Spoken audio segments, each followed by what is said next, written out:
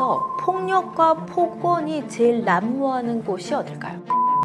부부관계에서는 사랑도 엄청 중요한 영역이기 때문에 사랑받으면 살 수 있는 것을 찾아볼 필요도 있다고 생각합니다.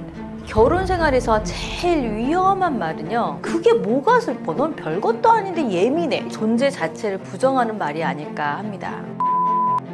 기술입니다. 저는 싸움의 기술을 익히는 것보다는요, 안 싸우는 방법을 익히기를 원합니다. 대화는 좀 하지 마세요. 안녕하세요. 부부 해결사 정다원입니다. 서로의 자존감을 죽이는 부부의 특징이 있다면 무엇이 있을까요? 결혼 생활에서 제일 위험한 말은요, 상대 존재 자체를 부정하는 말이 아닐까 합니다. 예를 들자면, 너랑은 더 이상 얘기가 안 돼. 너는 원래 그런 사람이야. 너랑 싸우기 싫어. 나는 너랑 사는 게 너무 지옥 같아. 이런 말들은 그냥 단순하게 비판하는 말이 아니고요, 관계의 가능성 자체를 그냥 부정하는 말이기 때문에 관계 회복에 있어서 굉장히 어려운 경우가 많습니다. 특히 자존감을 갉아먹는 대화법들이 있어요. 이 대화법만 실현하지 않아도 부부관계는 훨씬 건강하게 살아갈 수 있는데요. 자존감을 갉아먹는 대화법 3가지를 한번 말씀드려 보도록 할게요. 첫 번째는 끊임없이 타인하고 비교하는 언어를 사용하는 사람들입니다. 다른 집 남편은 돈도 잘 벌어, 애도 잘 봐, 정말 친절해, 따뜻해, 뭐든지 다 해주는 남편 진짜 많더라고. 근데 너는 왜 그래? 이러면서 뭔가 다른 집 사람들과 계속 비교하는 거. 또 이게 아내만 남편을 비교하는 게 아니에요. 우리 남편들도 다른 집 아내를 비교하는 경우가 많죠. 다른 집 아내는 퇴근하고 오면 같이 일했어도 밥 다 차려주고 애도 잘 보고 엄청 커리어 우먼들이 얼마나 많은 줄 알아? 너는 도대체 할 줄 아는 게 뭐냐?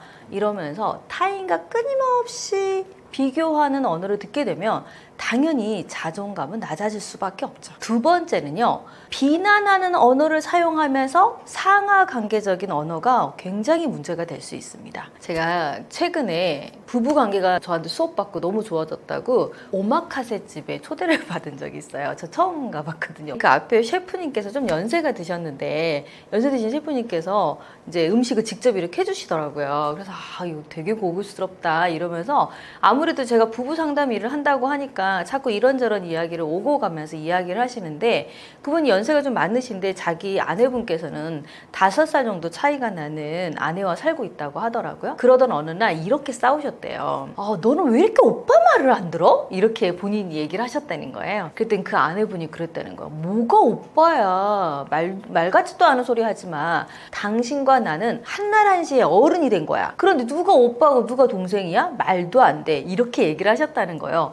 이 말 듣고 와, 그 아내분 진짜 똑똑하시다 이런 얘기를 드렸었어요. 그 이유가 뭐냐면, 부부관계는 정말, 저는 결혼 생활은 결혼식을 하는 것 자체가 어른이 된다고 생각을 하거든요. 근데 어른이 되는 게 언제 어른이 되는 거야? 결혼하면서. 그러면 이 사람과 이 사람이 나이하고 상관없이, 나이가 더 많나 적나 이런 거하고 아무 상관없이, 돈이 더 있나 없나 이런 거 아무 상관없고, 또 사회적 지위도 소용없죠. 우리 가정 안에서는 둘이 한날 한시에 어른이 되었다고 선포하는 관계죠. 그러면 상하 관계가 되지 않는다는 거예요. 동등한 입장의 부부관계를 유지하는 것이 굉장히 중요한데, 상하 관계적인 언어를 사용하거나 아랫사람을 대하듯이 대화를 하거나 비난을 하거나 이런 언어들은 당연히 자존감을 갉아먹을 수밖에 없죠. 셋째는 감정을 무시하는 대화입니다. 사람의 마음에는 옳다, 그르다가 없어요. 어떤 사람을 때리고 싶어. 이거는 마음이잖아요. 너무 미운 마음이 들었을 때. 그렇지만 문제는 어디서 생기냐면, 감정이 행동이 될 때 문제가 생기기 시작합니다. 때리면 안 되는 거잖아요. 그죠? 근데 마음은 옳다 그르다 말할 수 없어요. 나 너무 슬퍼. 이렇게 얘기하는데 그게 뭐가 슬퍼? 넌 별것도 아닌데 예민해. 이러면서 감정 자체를 부정하는 언어를 사용하게 되면, 내가 이게 감정이 잘못된 건가? 난 좀 사랑받고 싶은데 내가 사랑받고자 하는 게 잘못된 건가? 이런 생각이 들면서 마음의 자체에 대해서 부정당하는 느낌이 들기 때문에 자존감이 많이 떨어지는 경우들이 있죠. 특히나 가정 안에서는 서로의 마음을 인정하고 존중하는 게 더 중요한 이유가 있어요. 왜 그럴까요? 부부는 사랑이라는 감정을 통해서 시작했거든요. 그래서 서로의 감정을 알아주지 않게 되면 감정이 흔들리기 시작하면서 관계가 무너지기 시작하는 경우가 많습니다. 자존감은요, 큰 문제를 해결하는 게 아니에요. 특히나 부부관계에서는 큰 문제 하나를 가지고 저한테 오는 거 아니거든요. 작은 문제들이 쌓였다가 더 이상 해결할 수 없다고 생각할 것처럼 느낌이 콱 올 때, 너무 커졌다고 생각할 때 그때 상담으로 오는 경우가 많아요. 자존감을 지켜주고 지키는 일은 작은 문제를 해결하는 데 있어서 제일 시작점이 되면 좋습니다. 이혼을 부르는 핵폭탄 버튼이 있다면 어떤 것들이 있을까요? 부부관계에서는요, 절대 하지 않아야 되는 5가지가 있어요. 첫 번째, 폭언, 폭력, 음주운전이나 음주로 인해서 발생하는 일들, 그리고 외도, 마약 이런 거는 범죄에 해당하는 거죠. 죄가 크게 된다는 거예요. 그래서 이 5가지 영역은 절대 하지 않아야 되는 영역이고요. 예를 들어 친절하게 말하기, 집안일을 같이 해주기, 양육을 같이 하기, 뭔가 이렇게 따뜻한 함께하는 시간들을 많이 하기, 대화하기, 이런 내용들은 좀 노력하면 가능한 일들이기도 하죠. 근데 우리는 하는 일들을 이 5가지에서 일어나는 경우들이 생각보다 많습니다. 그래서 부부관계에서 절대 하지 않아야 되는 5가지를 유념하고 부부관계를 하는 게 굉장히 중요해요. 이거는 절대 하지 않아야 된다고 생각을 하고 있어야 되는 영역입니다. 그런데 생각보다 많은 부부들이요, 폭언과 폭력에서 많이 노출되어 있는 경우가 많습니다. 예를 들어 볼까요? 우리 대한민국에서 길 가다가 누군가한테 맞을 확률이 몇 %나 될까요? 길 가다가 모르는 사람한테 욕 얻어먹을 일이 몇 % 될까요? 거의 없다고 보죠. 그런데 그러면 우리나라에서 폭력과 폭언이 제일 난무하는 곳이 어딜까요? 가정일걸요. 그래서 아마 경찰들이 출동하면 가정이 제일 많이 출동합니다. 폭력, 폭언으로. 그 정도로 우리 부부관계가 이렇게 위험한 일들이 굉장히 많다는 얘기를 드리는 거예요. 그런데 이렇게 여러 가지 행동들, 하면 안 되는 행동들도 있는데 실질적으로 언어를 사용할 때, 말을 할 때도 이것만큼은 하면 안 된다, 이런 게 굉장히 많아요. 그 중에서 몇 가지 정도만 먼저 얘기를 들어볼게요. 첫째, 너랑 결혼한 거 최악이야. 내 인생에서 제일 후회한 게 있다면 너랑 결혼한 거야. 내 선택에 대해서 정말 미칠 만큼 후회해. 이런 표현들을 쓰는 경우가 굉장히 많습니다. 내가 미쳤지. 내가 너랑 왜 결혼했지? 아, 나 더 이상 못 살겠다. 근데 이거는요, 직접적으로 이혼을 하겠다라는 이혼이라는 단어는 들어있지 않아요. 그런데 보편적으로는 이혼을 염두에 두고 하는 말이기 때문에 문제가 커질 수 있는 대화법일 수 있습니다. 두 번째는요, 이럴 거면 이혼하자. 아예 대놓고 해요. 나랑 살고 싶으면 내 말 들어. 뭔가 이렇게 협박하듯이 얘기하는 이런 언어들도 굉장히 좋지 않죠. 무기 삼아 하는 말들은 고통이 될 수밖에 없거든요. 이런 표현들을 하지 않아야 되는 거. 세 번째는 약간 무시와 냉소가 가득한 말들입니다. 예를 들면은 대화를 하는데 약간 비웃는 거 있잖아. 네가 뭘 하냐? 아, 뭐 네가 해봐야. 약간 깔보듯이 하는 말들. 이런 거는 이 존중하는 태도가 아예 사라져 버렸기 때문에 부부관계에서 최악의 길로 갈 수밖에 없는 환경에 놓이게 되죠. 예를 들자면 이거 꼭 아니어도요, 제가 상담하면서 제일 많이 느끼는 것 중에 하나가 배우자를 가족이나 친구들 앞에서 흉을 보는 사람들이 있어요. 못하는 거, 이 사람이 잘못했던 과거를 들추어내는 거, 뭐 지적하는 거, 이게 같은 가족들 앞에서, 특히나 아이 앞에서, 부모 앞에서 계속 흉을 보면서 친밀감이라고 생각하는 경향들이 있거든요. 근데 이거는 그냥 부부의 관계에서 예의가 없는 행동이라고 볼 수 있는 거예요. 더 좋은 유대관계를 만든다? 절대 그런 일은 일어나지 않습니다. 자녀 앞에서 절대 하면 안 되는 말은 무엇일까요? 보편적으로 자녀 앞에서 하면 안 되는 언어들은 너무 많죠. 많은데 이제 자녀 앞에서라기보다는 자녀에게 하면 안 되는 언어들 중에 하나가, 두 분이 싸워가지고 둘이 대화 안 하고 아이한테 아빠한테 전달하라고 하거나 엄마한테 전달하고 하거나, 이거 정말 하면 안 되는 거거든요. 요거 근데 아무렇지도 않게 이런 행동을 하는 경우가 있고요. 그리고 아빠가 뭘 했는데 그게 엄마가 만족스럽지 않았을 때, 야, 아빠한테 그거 하지 말라고 얘기해. 뭐 이렇게 얘기한다든가, 그거 하지 말라 그랬지. 애 앞에서 아빠를 무시한다든가. 반대로 엄마가 음식을 해놨는데, 아유, 너가 엄마 음식을 먹고 우리가 어떻게 사냐? 우리 나가자. 밥 나가서 먹자. 막 이런 식으로 행동하는 이런 것들은 아이 앞에서 부모를 깎아내거나 양쪽 그 엄마를 깎아내리거나 아빠를 깎아내리거나 이런 행동들을 절대 하지 않아야 될 것들이겠죠. 물론 이제 뒤로 이제 자녀 갈등에 대한 이야기를 하겠지만, 실질적으로 부모가 자녀에게 해줘야 될 제일 중요한 관계는 안전한 관계입니다. 안전이 문제가 됐을 때 제일 큰 문제가 될 수 있기 때문이죠. 외계인도 아닌데 부부 대화가 이렇게 어려운 이유는 무엇인가요? 저는 이렇게 생각해요. 연애할 때는요, 연애할 때의 사랑은 그냥 좋아하는 것을 해주고 그냥 응원해주고 지지해주는 게 사랑이라고 하면요, 결혼 후의 사랑은 싫어하는 걸 멈추는 게 실은 사랑이거든요. 나는 너 당신이 늦게 들어오는 거 싫어 라고 얘기하는데 매번 늦게 들어오고, 친구 좀 그만 만나, 술 좀 그만 마셔 라고 얘기해도 끊임없이 자기가 좋아하는 것들을 추구하면서 별반 달라지지 않는 모습들은 배우자에게 실망감을 안기게 되죠. 그래서 그런 행동들을 멈춰주는 게 결혼 후 사랑이지 않을까 생각합니다. 그리고 연애 때와 결혼 후에 사랑이 달라지는 이유는요, 연애 때와 다르게 결혼은 실은 책임져야 될 일이 되게 많죠. 연애는 그냥 사랑만 하면 되잖아요. 너 좋아하는 거. 그렇지만 결혼은 책임감과 동시에 어른으로서 해야 될 일이 되게 많죠. 그것뿐만 아니고 경제활동 같이 해야죠. 돈도 벌어야죠. 그리고 생활도 같이 해야 되니까 생활 뭔가 습관들도 바꿔야 되죠. 해내야 되는 일이 많고 책임져야 되는 일들이 많죠. 그런데 연애 때 그 로맨틱한 삶을 생각하고 결혼을 하게 되면 결혼 후에 로맨틱은 없고 해야 될 책임감만 늘어나기 때문에 문제가 되기도 하고요.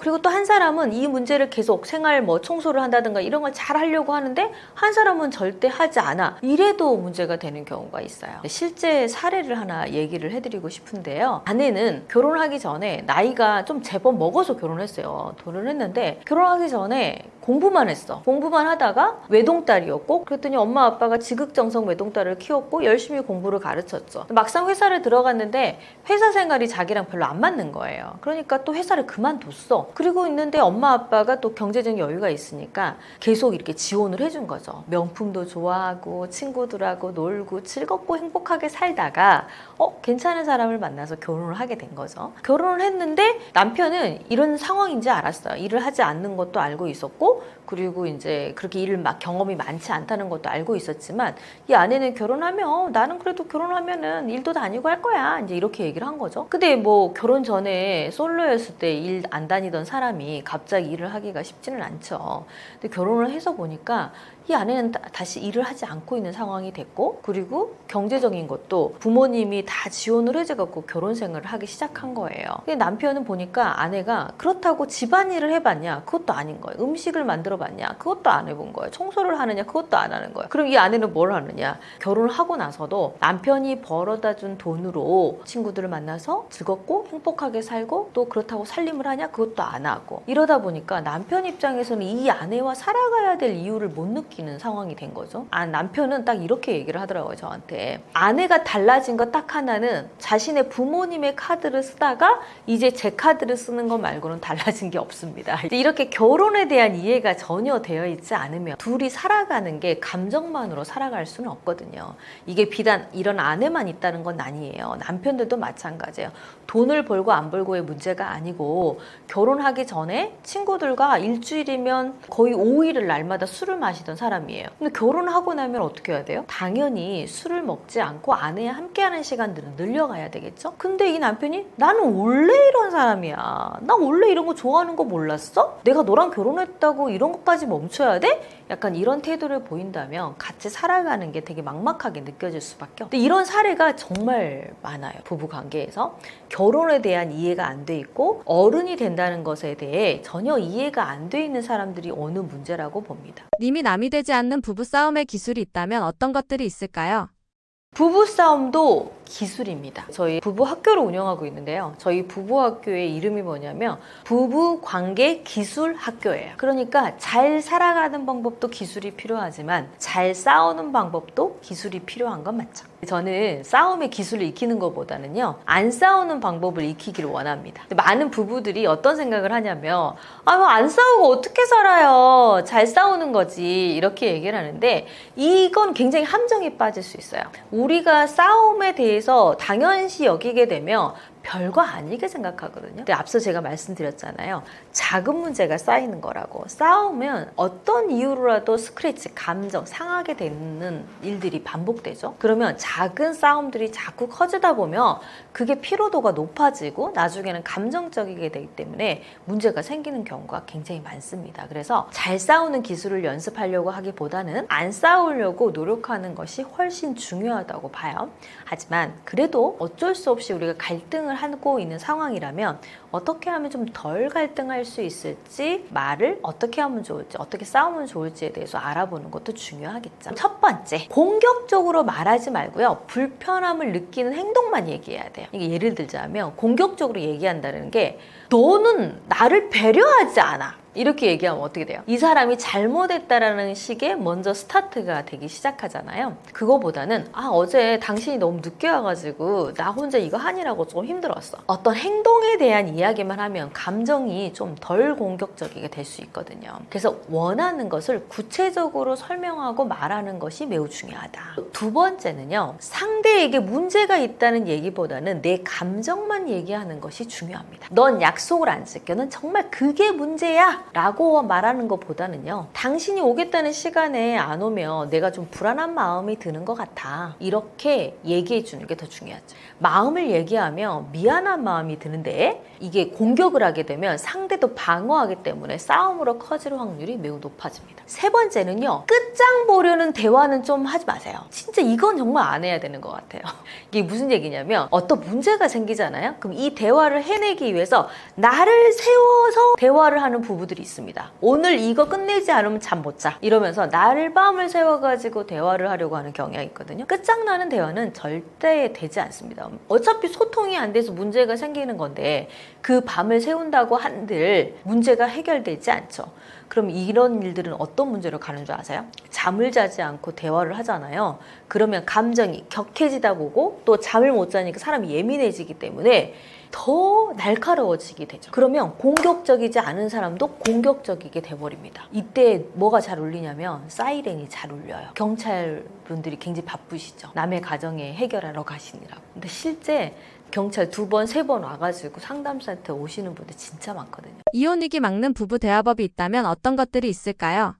저는 4가지 세이프 존을 만드는 게 중요하다고 생각하거든요. 세이프 존이라는 게 SAFE라 그래가지고 이건 학회에 보고된 공식은 아니고 제가 그냥 하면 좋겠다 생각해서 말씀드리는 거예요. S는 뭐냐면 스탑, 멈추는 거죠. 방금 말씀드린 것처럼 감정이 격해지면요. 이성적인 생각이 잘 들지 않아요. 그래서 이 감정을 표현하지 않으면 죽을 것 같다는 생각이 들죠. 억울하고 분노가 함께 들끓기 시작해요. 이때 이렇게 시작이 돼버리잖아요. 그럼 멈추기가 굉장히 어렵습니다. 이때는요. 어떤 대화를 하거나 말로 풀어가려고 하면 서로 공격적인 언어를 사용하기 때문에 인격이 무너지는 언어들을 사용할 확률이 굉장히 높아요. 그래서 좀 멈춰보는 것들이 굉장히 중요합니다. 나와 생각이 다른 배우자와 얘기를 할 때는 멈추고 좀 숨을 가다듬는 것이 되게 중요하다는 거예요. 근데 그렇지 못하는 사람이 생각보다 굉장히 많습니다. A는 acknowledge, 인정하기입니다. 별일도 아닌데 왜 그래? 아까 제가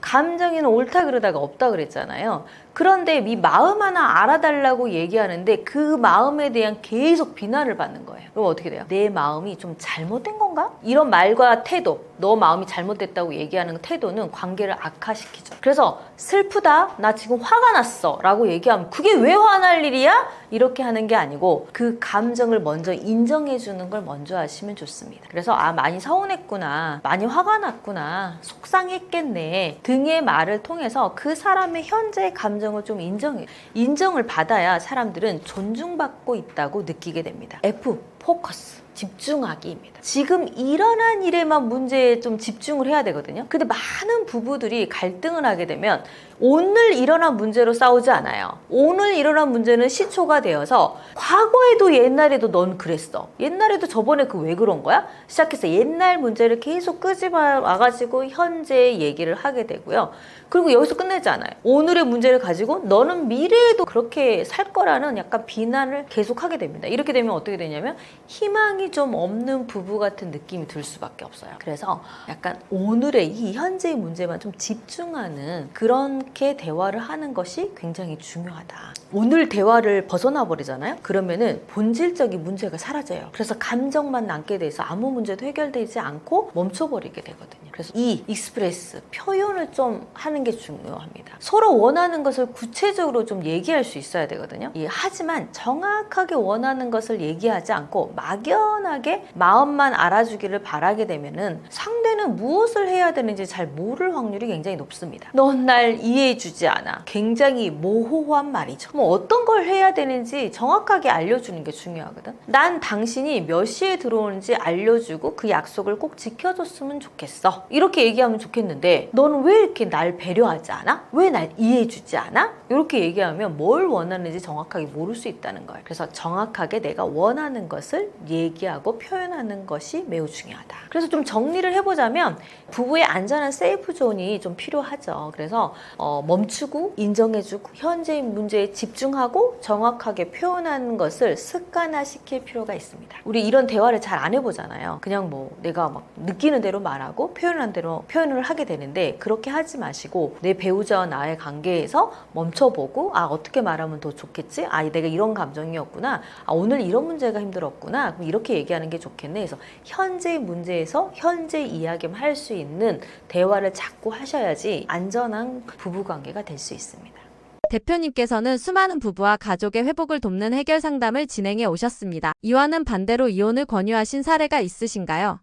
이혼이 진짜 필요한 부부도 있습니다. 굳이 이렇게까지 살까 싶을 만큼 괴로워하는 부부들을 본 적이 있어요. 근데 이들은요, 끊임없이 서로를 비난하고 비판하고 사랑이라는 건 찾아보기도 어려운 관계들이 있어요. 제가 부부학교의 수업을 통해서 관계를 회복하고 성장하는 부부들은요, 사랑의 감정은 있지만 어떻게 대해줘야 될지 모르는 친구들에게는 이걸 가르치고 알려주고 성장시킬 수 있어요. 하지만 사랑의 감정 자체도 없는 친구들이 있습니다. 감정이라고는 없는 건조한 상태. 분노의 감정도요, 사랑하기 때문에 일어날 수 있어요. 미운 감정도요, 사랑하니까 일어날 수 있습니다.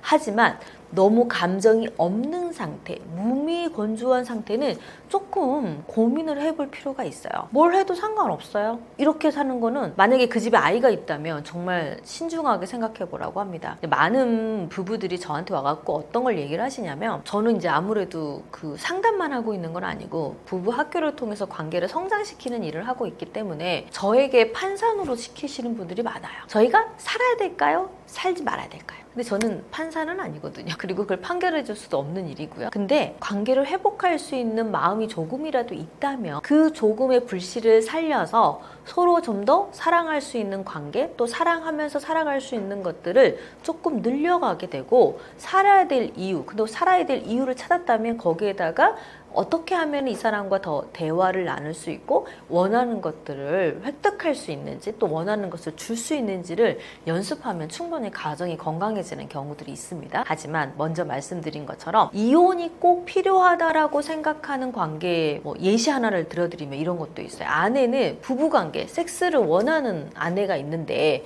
남편은 그건 죽었다 깨나다 하고 싶지 않다는 사람이 있어. 옛날에 남자가 더 성욕이 있고 여자들이 덜 하고 이렇다고 생각하시는데 절대 그렇지 않습니다. 이 성욕이라는 것은 남녀의 구분이 별로 있지는 않거든요. 그런데 이렇게 죽었다 깨나도 나는 아내하고 섹스를 하고 싶지 않아요 라고 하면 이거는 살면 안 되죠. 어떻게 살아요? 왜냐면 우리가 하루 이틀 살 것도 아니고 지금 생명도 얼마나 길어졌습니까? 근데 평생을 살아가야 되는 관계 안에서 부부관계를 할 수 있는 그 나이대도 있잖아요. 너무 나이가 들면 그것도 어려울 텐데 그 젊은 시절을 통으로 날리고 단순하게 그냥 각자 아이를 위해서 희생하는 삶, 이건 저는 정말 잘못됐다고 생각하거든요. 사랑도 부부관계에서는 엄청 중요한 영역이기 때문에 사랑받으면 살 수 있는 것을 찾아볼 필요도 있다고 생각합니다. MBTI 검사는 사람의 유형을 판단하는 검사로 잘 알려져 있는데요. WMPN 검사는 생소합니다. 배우자 성격 유형을 이 검사로 가능한 것인가요?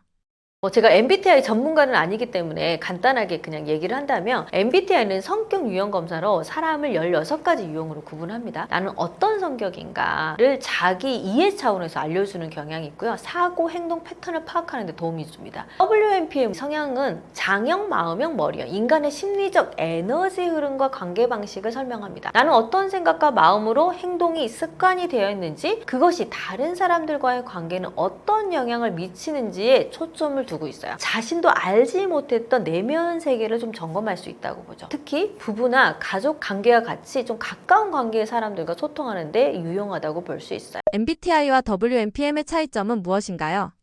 MBTI는 자기 이해와 직업적성, 팀워크의 분석이 좀 강점을 가지고 있고요. WMPM은 관계 속에서 반복되는 갈등의 뿌리를 이해하는 데 좀 더 특화되어 있다고 보시면 돼요. 예를 들어 마음형은 아내는 당신 날 사랑해? 이게 굉장히 중요하고요. 장형 남편은 내가 지금 존중받고 있어? 가 핵심 갈등의 포인트가 돼요. WMPM 관계 속에서 서로 상처와 욕구를 이해하고 소통 방식을 찾는 심리 지도에 가깝다고 얘기할 수 있어요. WMPM 성향 체계는 크게 세 가지 기본으로 나누어져 있지만 실제 상담에서는 각 성향이 단일하게 드러나는 것은 아니고요. 2개에서 3가지 정도의 조합이 좀 이루어집니다. 이걸 조금 설명을 드리면 같은 소금산인데 소금산에 지중해가 붙어 있는 곳과 소금산에 활화산이 있는 거는 완전히 사람의 모습이 다를 수 있다는 거죠. 그래서 소금산에 지중해가 있는 사람들은 따뜻하고 친절한 설명을 하려고 하는 경향이 있고 소금산에 활화산이 있는 사람들은 자신의 의견을 강하게 전달하는 경향이 있죠. 그래서 우리는 굉장히 많은 조합들을 만나볼 수가 있고요. 최소 조합만 64개 정도가 됩니다. 그 정도로 많고 다양한 조합을 통해서 그리고 서로 마음이 건강할 때와 불건강할 때 좀 다르게 나오기 때문에 깊은 내면의 마음들을 점검하는 데 도움이 될 수 있다고 봐요. 로또 1등 당첨 확률은 0.0000123%,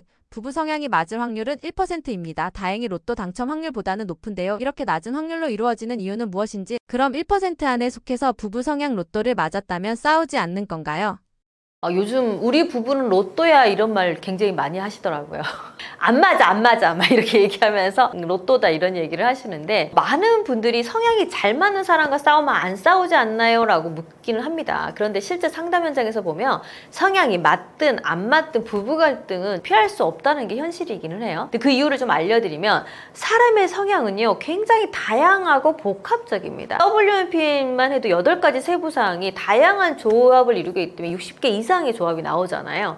이 같은 성향이라고 해도 성장 배경, 가치관, 가족 문화까지 더해지기 시작하면 완전히 다른 사람들이 많죠. 그러니 찰떡같이 맞는 조합 찾기가 힘든 거죠. 그런데 왜 결혼을 했느냐? 우리는 약간 본능적으로 나와 닮은 사람을 찾는 것보다는 나의 부족한 점을 채워줄 수 있을 만한 사람에게 매력을 느끼는 경향이 있죠. 하지만 결혼 전에 좋아 보였던 모습은 결혼 후에 나와 좀 생각이 다르거나 이런 것들이 틀렸다고 보는 경향이 강해집니다.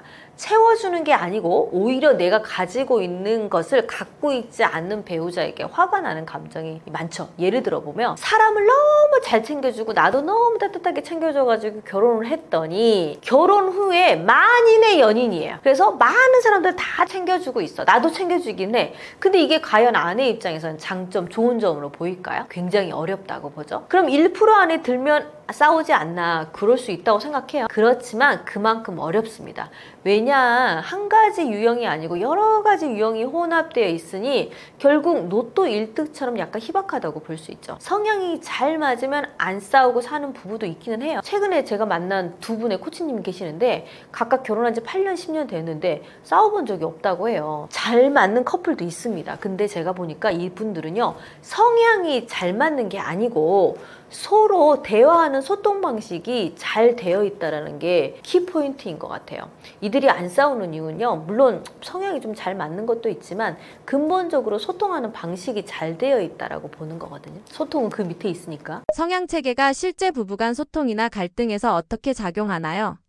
이 부부 상담에서 성향 체계는 단순히 성격 테스트 이상의 역할을 합니다. 왜냐하면 성향은 우리가 세상을 바라보는 기본 관점이자 상대에게 바라는 기대와 두려움의 뿌리와 직결되기 때문입니다. 즉 같은 상황도 성향에 따라 전혀 다르게 해석되고 갈등이나 소통의 차이로도 이어지게 되죠. 성향으로 예를 들어보면요, 머리형인 미로는 남편의 퇴근 시간이 매우 궁금하고 약속을 지키는 것이 매우 중요하다고 생각해요. 남편은 마음형 지중해입니다. 퇴근 후에 이제 남편이 회식을 해요. 근데 아내한테 얘기해서 나 자기야, 나 12시까지 들어갈게 라고 얘기했어요. 근데 막상 퇴근 후에 회식을 하고 있는데 직장 동료가 마음이 너무 힘들대. 오늘은 정말 집에 가고 싶지도 않고 회사 생활은 너무 괴롭고 정말 살까 말까 이런 마음이 든다는 거예요. 근데 이제 이런 사람 사람을 놔두고 집에 딱 12시까지 가기로 했다고 나오기에는 굉장히 어려운 상황이 되는 거예요. 근데 아내한테는 12시까지 간다고 했으니 가긴 가야 돼. 근데 아내가 이제 안 들어오는 남편 때문에 기분이 안 좋았겠죠? 12시까지는 괜찮아. 그래, 12시까지 온다 했으니까. 근데 12시 1분부터 약간 분노와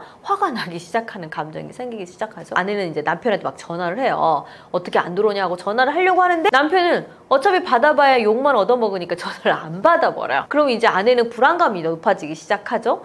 그럼 남편은 또 어떻게 해요? 아, 친구가 힘들다는 어떻게 놔두고 와. 이런 방식의 대화를 하게 되는 거예요.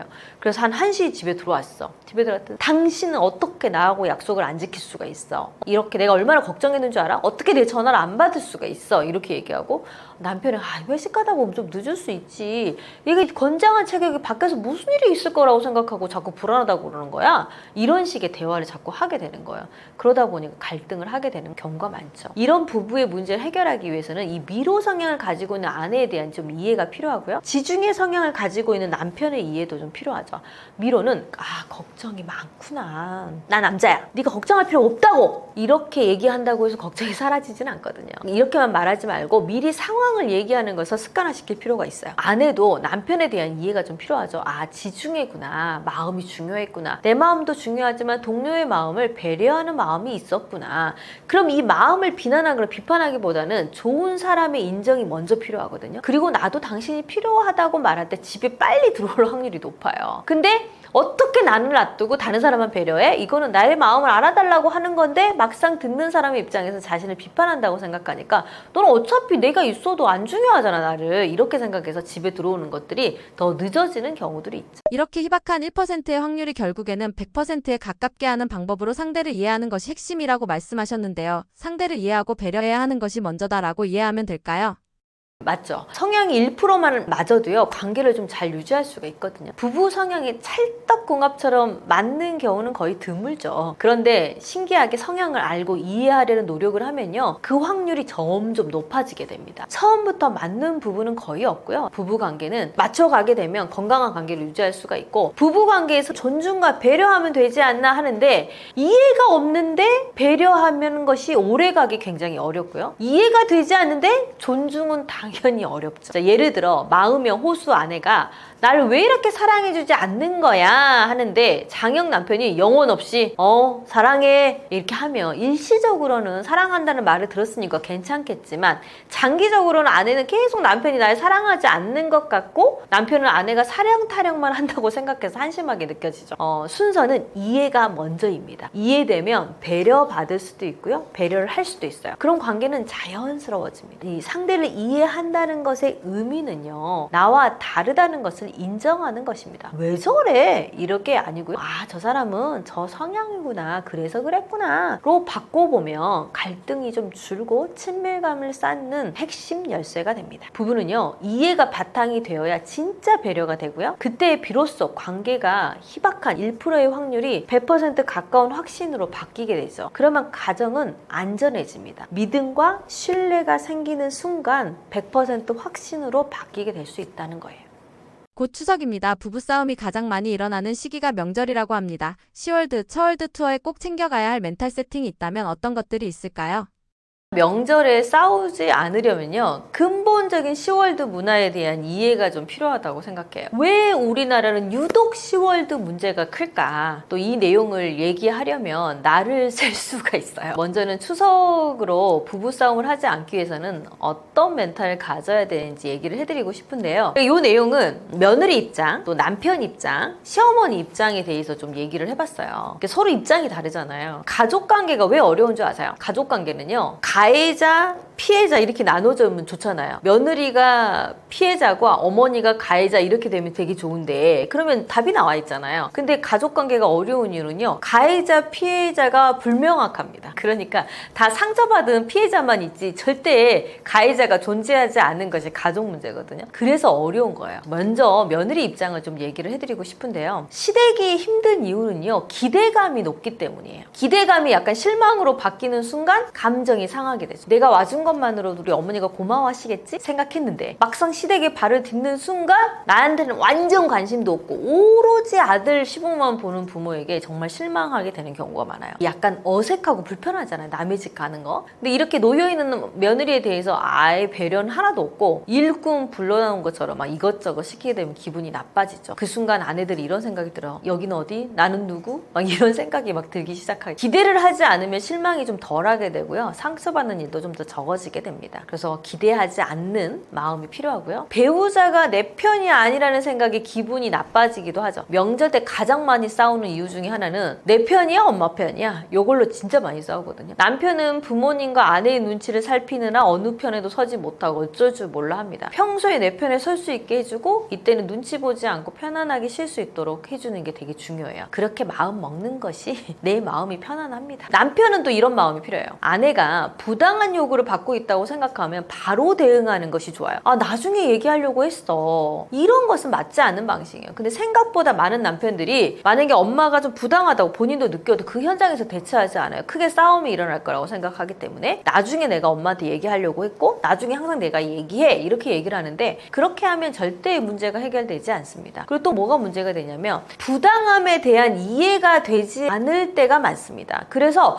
그거 내가 대처해줘야 되는지 몰랐어. 그게 네가 기분 나쁠 줄 알지 못해서 일어나는 일도 되게 많거든요. 근데 이 부당함에 대한 이해가 좀 안 될 때는 이렇게 좀 생각하면 좋아요. 나는 처갓집에 가서 어떤 대접을 받고 있는지, 내가 처가에 가서 손님 대접을 받고 있다면 우리 아내도 똑같이 시댁에서 손님 대접을 받아야 합니다. 맞지 않아요? 요즘 시대 조선시대 아니잖아요 지금. 그죠? 근데 우리 아내가 그런 대접을 받고 있지 않다면 이는 부당하다고 생각하는 게 맞겠죠. 이런 생각을 잘 안 해요. 예를 들어서 땡땡아 설거지 좀 해라 왜 그러고 앉아있니? 라는 말을 어머니에게 듣는다면 이건 부당하죠. 그쵸? 우리 아내가 알아서 솔선수범 하면 모르겠지만 솔선수범을 하는 것도 실은 불편하거든요. 남의 집 설거지하기가 쉽진 않습니다. 근데 이럴 때는 엄마 내가 할게. 장모님 댁에 가면 아무도 나 시키지 않아. 음식만 다 해주시고 맛있게 대접만 해주는데 엄마는 왜 자꾸 우리 아내에게 그렇게 당당하게 설거지를 하라고 하는 거야? 이렇게 얘기를 하면서 뭐라고 얘기하면 제일 좋아요? 우리 집에 설거지 시키려고 아내 데려온 거 아니야? 이렇게 생각하면 매우 대처가 쉽죠. 어머니는 아들에게 팔불출이라고 약간 비난하겠죠? 근데 팔불출을 아들은 누가 키웠어요? 엄마가 키웠잖아요. 그쵸? 누구를 탓해요? 본인이 키웠는데. 그러니까 별 문제가 안 되거든요. 물론 밥을 같이 먹고 설거지하는 게 뭐가 그렇게 힘들고 아프겠습니까? 할 수 있죠. 하지만 이게 기분이 나쁜 거예요. 육체적 노동보다 더 힘든 게 심리적 노동이거든요. 며느리가 하는 게 당연한 문화가 기분이 나쁜 거거든요. 그래서 우리 남편들은 좀 대처를 잘해야 된다. 그리고 우리 시어머니 입장, 시어머니 분들이 이 영상을 보실지는 잘 모르겠어요.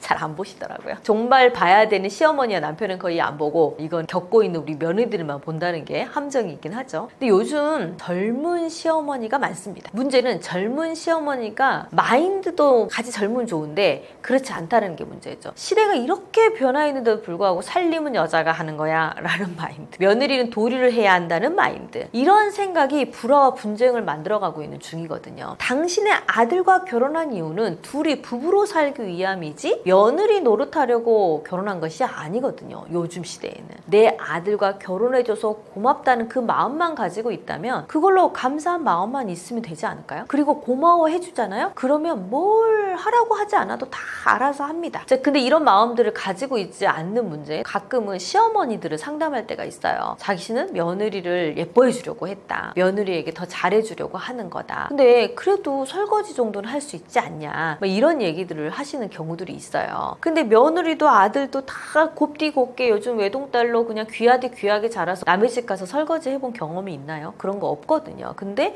결혼했으니까 당연하다고 얘기하는 것 자체가 벌써 부당하다고 볼 수 있는 거죠. 그리고 문제는 제가 그런 시어머니들도 이렇게 얘기합니다.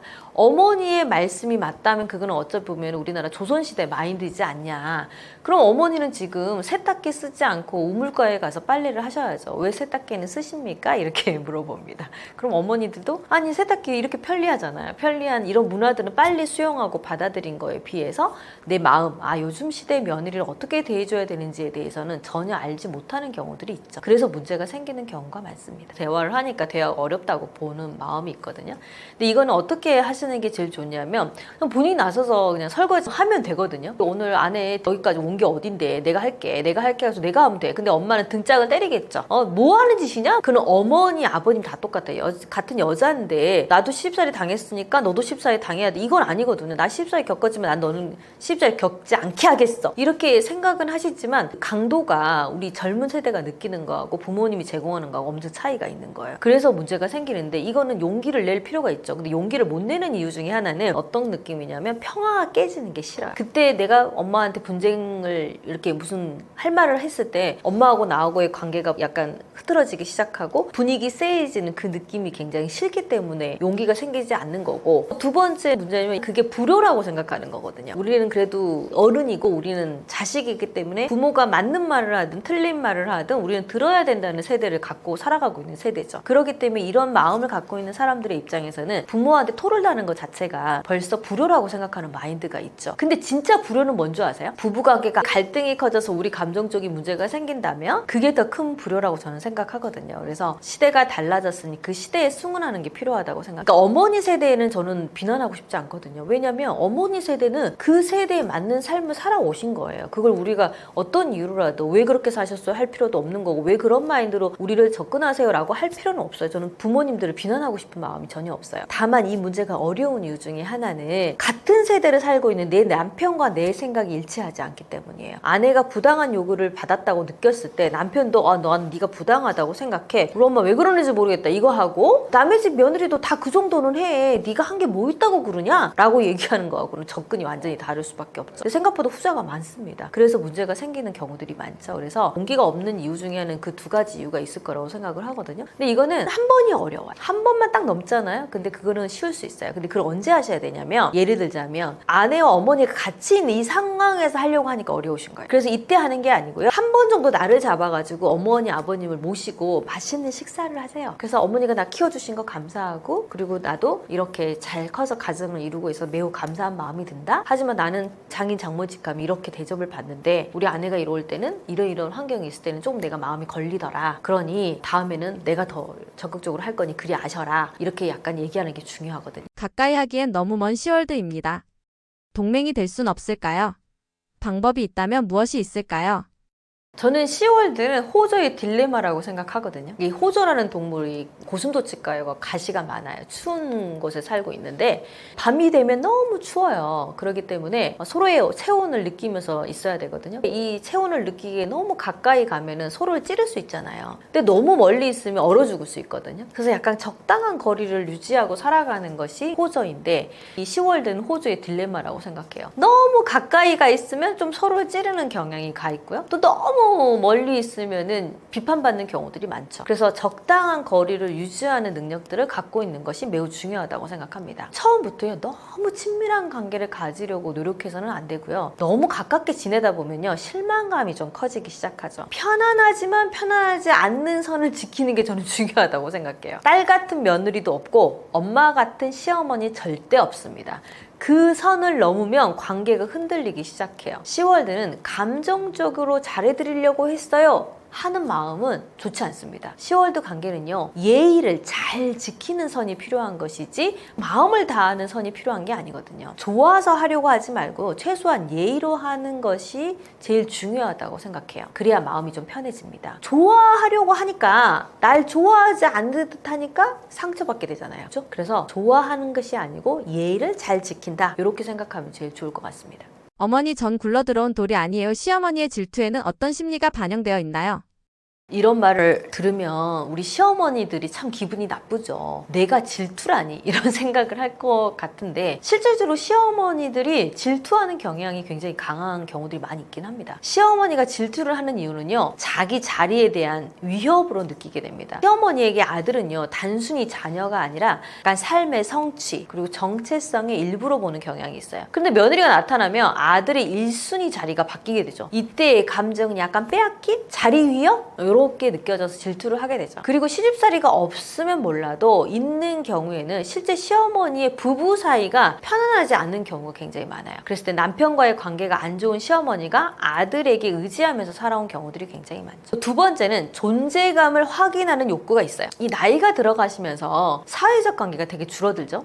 부모 역할과 아들에 대한 영향력이 자신의 존재감을 확인하는 수단이 되고는 합니다. 그래서 아들이 며느리만 챙기면 내가 힘이 없으니 나를 투명인간 취급한다고 느끼고 약간 상실감을 겪으면서 자신의 존재감을 발휘하려는 욕구가 생기기도 합니다. 이때 내가 얼마나 중요한 사람인지 알려주기 위해서 확인하는 방법으로 며느리를 견제하는 말이 튀어나오기도 하죠. 세 번째는요, 세대 갈등이 있습니다. 기존의 부모님의 세대는요, 며느리 노릇이 너무나 당연한 시대였고 기도 펴지 못하고 순응하며 살아온 세대입니다. 자신들이 고통받았기에 자신의 며느리에게는 그런 마음은 안 들게 해주겠다고 생각하고 절대 시집살이 시키지 않겠다고 하지만 오히려 이런 경우 더 시집살이는 경우가 많습니다. 예를 들어 볼까요? 시어머니는 제사를 자신이 지냈어요. 음식을 일일이 해갖고 딱 지냈어요. 근데 며느리가 들어왔어요. 근데 자기는 며느리에게 시집살이 시키고 싶지 않아. 그래서 며느리를 배려하는 마음으로 너는 나처럼 고생하지 마. 그러니까 너는 모든 음식을 사서 해라. 이렇게 얘기한 거예요. 구입해서 하라는 거죠. 어머니 입장에서 엄청난 배려예요. 나는 직접 다 했는데 너는 그냥 사가지고 해. 이 얘기를 했잖아요. 근데 제사를 지낼 생각이 없는 며느리는 그 말이 제사의 책임은 너에게 있다. 이렇게 말로 들리기 때문에 100% 시집살이라고 생각합니다. 그러면 시댁에 가고 싶어요? 안 가고 싶어요? 당연히 안 가고 싶을 수밖에 없죠. 자, 약간 이걸 해결하기 위해서는요. 시어머니의 질투는 어찌 보면 결국에는 나를 좀 봐줘 라는 신호입니다. 며느리가 해주면 참 효과가 좋은 말들이 있어요. 어머니 그건 어머니만 할 수 있는 거예요. 이런 말들은 시어머니가 약간 인정받는 마음이 들어서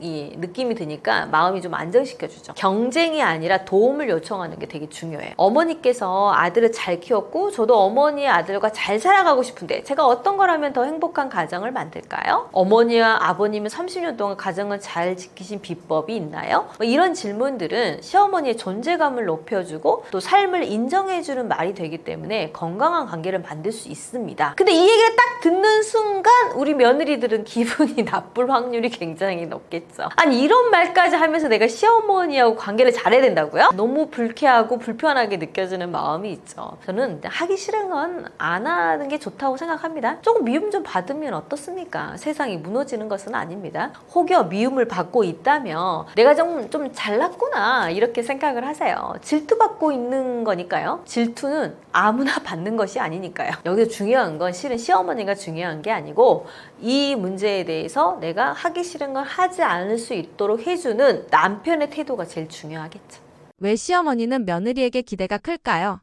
자식 때문에 희생했다는 마음으로 인정받고 싶어 하는 걸 단순한 보상 심리라고 볼 수 있을까요?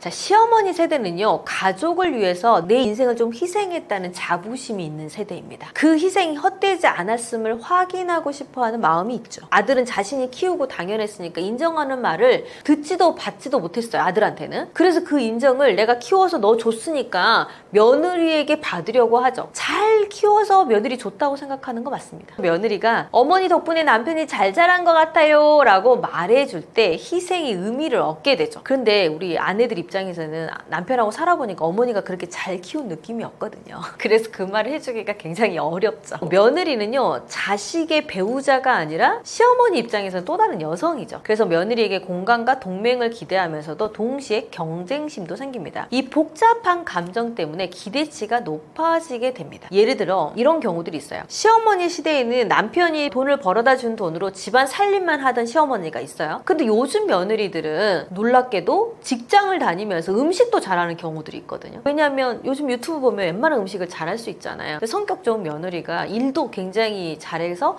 회사에서 직급도 높은데 집에 올 때는 본인한테 막 갈비찜도 해주고 잡채도 해가지고 와요. 그걸 보면서 어머 우리 며느리가 일도 하고 이렇게 고맙네 하는 게 아니고 나는 뭔가 내가 잘할 수 있는 거 음식 하나인데 그 음식을 나보다 더 잘하는 며느리가 나타나. 이러면 이걸 잘했다고 말하는 게 되게 불편하게 느껴지는 경향이 있죠. 그래서 맛있는 음식을 해왔는데도 뭔가 지적하고 아유 잡채는 누가 버섯을 넣니? 이렇게 얘기한다든가 우리 집은 잡채에다가 소고기 안 넣는다? 막 이렇게 얘기를 한다던가 이렇게 자신의 집의 문화와 다른 행동을 하는 것을 지적하거나 비판하는 시어머니들이 있어요. 이게 이런 문제들이 좀 큰 경우 경우들이 있죠. 그 보상 심리가 또 전부는 아니지만 약간 내가 희생했으니까 인정받고 싶다는 보상 심리가 내면에 기저에 좀 깔려 있는 경우들이 있고요. 이 내면에는 좀 더 복잡한 감정이 숨어 있어요. 존재감, 영향력, 어머니로서 존중받고 싶은 욕구들이 숨어 있죠. 그래서 며느리가 어머니 고생하셨어 라고 이렇게 말을 하잖아요. 이 마음속 깊은 곳까지 만족이 잘 안 되는 경우들이 많아요. 그 정도의 언어로는 만족이 안 되는 거죠. 갈등의 원인이 시작되는 시어머니의 잔소리, 장모의 섭섭함 뒤에 숨은 본질은 무엇인가요? 시어머니의 잔소리 욕구는요, 통제 욕구와 존재감 확인이에요. 이렇게 해라 저렇게 해라 라는 잔소리 속에는 여전히 자식을 통제하고 싶어하는 마음이 숨어 있습니다. 아들이 결혼을 해도 내가 아니면 저 집이 굴러가지 않는다, 약간 착각 또는 내 경험이 맞다, 자기 확신이 강하게 작용합니다. 두 번째는요, 존재감입니다. 잔소리를 사실 나 아직도 너희에게 필요한 사람이야 라는 신호일 때가 많습니다. 직접적으로 나를 챙겨줘 라고 말을 못하니까 잔소리 방식으로 자기 존재를 드러내는 거죠. 이 시어머니만 얘기했는데 요즘 장서 갈등도 만만하지 않습니다. 왜 장서 갈등이 많냐면 요즘 출산을 해가지고 애를 낳잖아요. 그럼 시어머니에게 맡길까요? 엄마에게 친정 엄마에게 맡길 확률이 굉장히 높거든요. 그러다 보니까 장모님이 집에 자주 상주해 있는 경우들이 있어요. 그러면 장모님 눈에는 사위보다는 내 딸에 대한 기대감이 높잖아요. 우리 딸이 잘 살았으면 좋겠고 우리 딸이 행복했으면 좋겠고 우리 딸이 좀 더 가정이 안전했으면 좋겠는 욕구가 되게 높단 말이에요. 그러니까 애 낳아서 와서 보니까 사위가 집안 살림도 잘 안 하는 것 같고 우리 딸내미한테 친절하게 얘기해도 안 하는 것 같고 막 이런 마음이 들게 되면 사위에 대한 비난과 비판이 시작되기 시작합니다. 그래서 끊임없이 사위를 비난하거나 비판하는 경우도 있습니다. 그러다 보니까 당연히 갈등을 하게 되고 또 장모님이 약간 섭섭한 이유는 실은 시어머니가 며느리한테 섭섭한 이유하고 별반 다르지 않습니다. 시어머니가 며느리한테 섭섭한 이유가 뭐예요? 딸 같은 며느리가 아니어서 섭섭하잖아요. 어머니 저 왔어요 막 이렇게 얘기하는 거 되게 웃긴 게 뭔 줄 알아요? 저번에 어떤 내담자의 사례 중에 하나가 시어머니가 인사를 이렇게 했대요. 안녕하세요 이렇게 얘기를 했대요. 근데 시어머니가 엄청 비난을 했다는 거예요. 도대체 뭐가 문제지? 안녕하세요 집에 와갖고 안녕하세요 했는데 자기를 비난했다는 거예요. 나중에 남편이 물어봤다는 거. 도대체 왜 그게 기분이 나쁘냐 그랬더니 어머니 저 왔어요 이렇게 얘기를 해야지 어떻게 안녕하세요 라고 얘기를 하냐, 남이냐 이렇게 얘기를 했다는 거예요. 그만큼 시어머니가 가깝게 며느리가 나한테 친근하게 대하기를 원하는 것만큼이나 사위사랑은 장모라는 그런 언어처럼 사위가 와서 친밀하게 대해주기를 원하는 장모님들이 계시거든요. 근데 사위도 성격이 또 다르잖아. 며느리들이 성격이 다른 것처럼 사위들도 마찬가지. 없는 애교가 갑자기 생기는 것도 아니고 갑자기 어머니 하기가 어디 쉽습니까? 어렵다는 거죠. 근데 그런 거를 약간 냉정하게 보고 차갑게 보는 경향이 있어요. 그러다 보면 서운함들이 생기기 시작하고 약간 사위가 날 안 좋아하나? 이런 것들이 문제가 되는 경우도 굉장히 많죠. 별반 다르지 않습니다. 시댁에서 일어나는 문제나 장모님이 오는 문제나 이런 것들이 거의 비슷하다고 볼 수 있어요. 결론은 시어머니나 장모님이나 결혼 후에도 여전히 자신들을 중요한 존재로 인정해달라는 마음에서 출발합니다. 사랑받고 싶고 존중받고 싶은 건 인간의 욕구니까요. 실제 상담 사례 중 부모의 갈등이 아이에게 영향을 끼친 경우를 소개해 주실 수 있나요? 청소년 상담하다가 부부 상담을 하게 됐는데요. 정말 사례가 넘치고 넘칩니다. 부부가 싸우는데 그 소리 듣고 자라는 아이들이 마음이 편하면 그게 더 이상하지 않을까요? 너무 많은 사례가 있지만 제 내담자의 사례를 하나 들려드릴까 해요. 부부 싸움의 방식은 크게 두 가지가 있어요. 싸우면요, 말을 절대 안 하는 부부가 있고요. 또 싸우면 옆집 타들릴 정도로 막 열정적으로 싸우는 부부가 있죠. 근데 이런 부부들이 아이를 키울 때 어떤 일들이 일어나냐면 말을 안 하면서 싸우는 친구들의 아이들은요, 언어가 좀 늦거나 말을 좀 더디게 발생하는 경우들이 많고요. 엄마 아빠가 폭력적으로 싸우거나 큰 소리를 내면서 싸우는 경우들은 실제 어린이집 가가지고 아이들이 친구를 좀 때리거나 이런 경우도 있습니다. 물론 이 두 경우가 무조건 이렇다라고 얘기를 드리는 건 아니지만 우리 아이들은 집안의 공기로 자랍니다. 공기가 어때야 돼요? 우리가 아이가 잘 자라면 적당한 햇빛과 공기가 좋아야 되잖아요. 근데 엄마 아빠가 너무 급격하게 싸우게 되면 화라산같이 너무 뜨거운 열기가 있고, 그렇다고 말을 하지 않으면 얼음 궁전처럼 되게 차가운 에너지가 흐르게 되죠. 근데 어릴 때는 잘 티가 나지 않아요. 아이들은 부모가 없으면 너무 무섭고 두렵기 때문에 되게 눈치를 보면서 자라다가 성장기, 사춘기 시기가 되었을 때 눈에 띄는 경우들이 굉장히 많이 발생을 하죠. 실제요, 중학교 2학년 A양이 있었어요. 이 친구는 사소한 일에도 굉장히 짜증이 많았고요. 그리고 부모에게 욕도 하기도 했어요. 친구들과 다투는 거 너무 기본이었고 가끔 가출도 하는 상황이었거든요. 때로는 자해를 하기도 했어요. 이 자해하는 아이들을 보면요, 한쪽 팔이 정말 틈없이 자해한 아이들도 굉장히 많거든요. 그래서 나중에 성인이 되었을 때 흉터 때문에 짧은 팔을 입고 다니기도 어려운 정도로 심각한 경우도 있기는 합니다. 근데 이 친구의 이런 행동 때문에 이 엄마는 계속 아이를 데리고 청소년 상담센터를 다니기 시작했어요. 근데 아무리 상담을 다녀도 아이는 변화될 기미가 보이지 않았고 계속 문제가 있으니까 어느 날 엄마 아빠가 저를 찾아온 경우가 있었습니다. 제가 들어보니까 이 엄마 아빠는 어렸을 때부터, 이 아이를 키우는 어렸을 때부터 부부 갈등이 굉장히 많았던 경우가 있었죠. 남편은 아내를 굉장히 무시하는 태도를 가지고 있었고, 또 우리 아내는 내내 꾹꾹 참고 있다가 이게 쌓아놓던 감정을 한 번에 폭발시켜야 되면 남편과 엄청 대판 싸우게 되는 일들이 무궁무진 계속 있었던 상황이었던 거예요. 어릴 때는 아이가 눈치를 보느라고 몰랐겠지만 이 아이가 이제 청소년 시기가 되기 시작하면서 갈등이 급격화되었던 거죠. 근데 이런 과정 안에서 자란 이 A양은요, 태도가 어떠냐면 학교에서 선생님한테도 굉장히 무례한 태도를 보이고 친구들한테도 막 함부로 말을 하거나 욕을 하거나 아주 공격적인 태도를 가지고 있죠. 근데 이런 친구들은요, 사랑받지 못하고 있다고 생각하기 때문에 자존감이 낮은 경우가 굉장히 많습니다. 이런 사례는 매우 많고요. 어떤 친구들은 그냥 이유 없이 계속 복통이 장기화되는 경우들이 있어요. 이 친구는 병원에 가서 아무리 검사를 해봐도 아무런 문제가 없어. 근데도 불구하고 일상생활이 어려운 경우도 굉장히 많죠. 근데 이런 친구들을 만나가 보면요, 엄마 아빠가 급격하게 자주 싸우고 이런 갈등들이 있다 보니까 그 안에서 좀 세상을 살아나갈 힘과 용기가 없는 거죠. 뭔가 세상은 불안과 분노로 가득한 경우가 굉장히 많아요. 이런 아이들은 신체화 증상이 나타나기도 해요. 부부 갈등은요, 아이들에게 엄청난 영향을 미칩니다. 공부에 대한 동기 상실, 그리고 또 무기력, 우울증, 분노, 반항, 폭력, 그런 것들이 대표적으로 일어나는 경우가 많습니다. 아이가 생기면 부부 사이가 멀어지는 이유는 무엇인가요? 아이가 태어난다는 것은 진짜 크나큰 축복이자 행운이라고 저는 생각하거든요. 저는 아이가 셋인 엄마입니다. 그만큼 아이가 부모에게 주는 기쁨이 굉장히 크죠. 근데 이제 이렇게 사랑스러운 아이를 낳고 갈등하는 부부가 정말 많아요. 특히 부부 사이가 멀어졌다고 하는 경우도 정말 많거든요. 근데 그 이유는 이 관심과 에너지가 이동하기 때문이에요.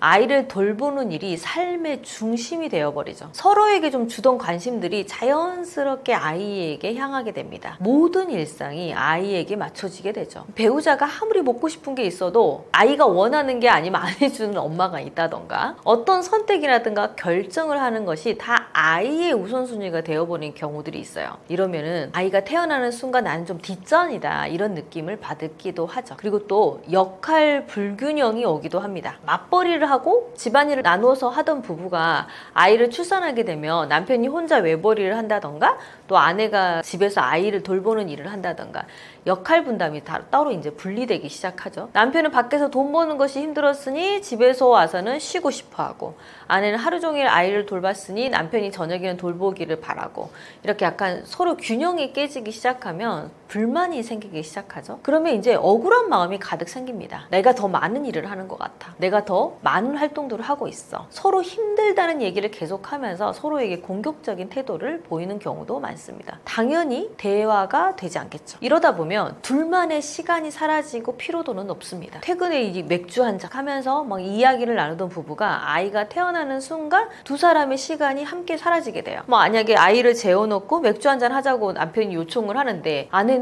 애기가 지금 자고 있는데 무슨 소리야, 이러는 순간 부정당하는 느낌이 들다 보니까 갈등이 생기는 경우도 굉장히 많고요. 밤에 아이가 태어나면 잠을 잘 못 자잖아요. 잠을 잘 못 자게 되면 이 육체적으로 피로도가 높아지기 때문에 작은 일에도 좀 예민해지거나 좀 민감한 태도들을 보이는 경우들이 굉장히 많죠. 또 우리 아내들은 출산 후에 호르몬 변화가 많이 일어나거든요. 대신은 우리가 호르몬 변화가 있기 때문에 산후 우울증이라는 표현을 쓰기도 해요. 근데 저는 이 산후 우울증에 대해서, 저는 아이를 셋이나 낳아본 엄마로서 모든 아이를 낳고 호르몬 변화는 똑같이 일어나지만은 산후 우울증이 있는 경우도 있고 없는 경우도 있거든요. 모든 출산하는 아내들이 다 산후 우울증을 겪고 있지는 않는다는 거예요. 그럼 차이가 뭘까? 우리가 아이가 출산하고 호르몬 변화가 있는 상태지만 그때의 깊은 관심과 사랑을 받는 경우에는 실은 우울증의 감정을 그닥 느끼지 않고 지나갈 수도 있거든요. 근데 그때 인정받거나 자신의 마음을 알아주는 사람이 없거나 아이를 키워야 되는 두려움이라든가 이런 것들을 공감하지 않는 배우자가 있다면 우울증으로 우울증으로 변질되는 경우들이 굉장히 많죠. 그래서 저는 모든 사람이 산후 우울증을 겪는다고 생각하지 않아요. 그리고 산후 우울증을 겪게 하지 않으려면 그 출산한 아내에 대한 깊은 애정과 관심이 중요하다고 생각합니다. 그리고 아이를 진짜 갖고 싶어서 요즘 인공수정을 하거나 실험관을 하거나 해서 엄청 노력해서 아이가 태어나는 경우들이 있어요. 그 아이를 낳느냐고 너무너무 수고하고 노력을 했는데 막상 아이가 태어나서 예쁜 것과는 또 다르고 너무 예쁘고 너무 사랑스러운 것과는 다르게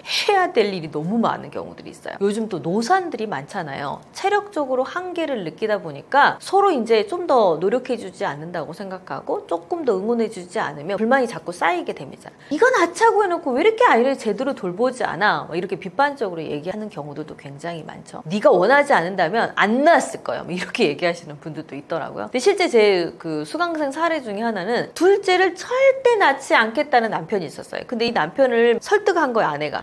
나는 둘째 꼭 낳고 싶다. 아이를 낳고 싶다. 난 둘째가 꼭 있었으면 좋겠다. 애기 하나보다는 둘이 낫다고 생각한다. 근데 남편은 난 정말 둘째 원한다. 난 하나도 벅차다. 그럼 네가 둘째를 낳는 거는 네 선택이니까 나한테 둘째 보라고 하지 마라. 이제 이렇게 얘기까지 한 거예요. 근데 아내는 아니 자기 아이인데 아기가 태어나면 당연히 잘 돌보겠지. 이렇게 생각을 하고 그냥 아이를 낳은 거죠. 근데 이 남편은 정말 둘째를 돌볼 생각이 없었던 게 진심이었던 거예요. 실제로 애가 둘째가 태어났는데 아예 거들떠 보지도 않고 관심을 주지 않은 거죠. 아내는 너무 충격받은 거예요. 남한테서 뭐 애를 낳은 것도 아니고 밖에서 데려온 것도 아닌데 어떻게 자기 자식에게 저렇게까지 무관심할 수가 있을까. 이런 생각이 드니까 남편은 되게 비난하고 비판하고 공격했죠. 그랬더니 남편이 아니 내가 싫다고 했잖아. 네가 네 마음대로 낳겠다고 해서 네가 다 책임진다며.